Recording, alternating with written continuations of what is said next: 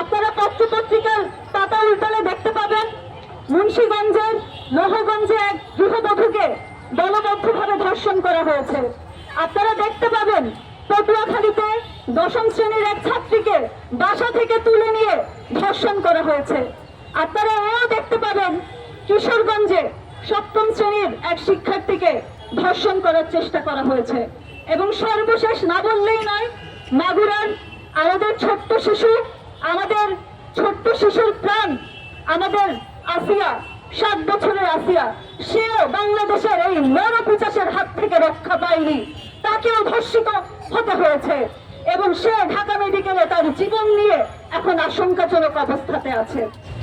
আমি একটা কথাই বলবো, জুলাই আগস্টে আপনারা দেখেছেন, আমরা দেখেছি, নারীদেরকে আপনারা অনুপ্রাণিত করেছেন, নারীদেরকে আপনারা সম্মুখ সারিতে আসার জন্য উদ্বুদ্ধ করেছেন, কিন্তু 5ই আগস্টের পরবর্তী সময়ে আমরা দেখতে পাচ্ছি আপনারা নারীদেরকে পিছিয়ে রাখছেন, নারীদের নিরাপত্তা আপনারা নিশ্চিত করতে পারছেন না। বাংলাদেশ নামক যে রাষ্ট্রে আমরা বসবাস করি, এই রাষ্ট্রকে একটা অথর্ব রাষ্ট্রে পরিণত করেছে এদেশের আইন প্রশাসন, আইন শৃঙ্খলা বাহিনী, এদেশের স্বরাষ্ট্র উপদেষ্টা।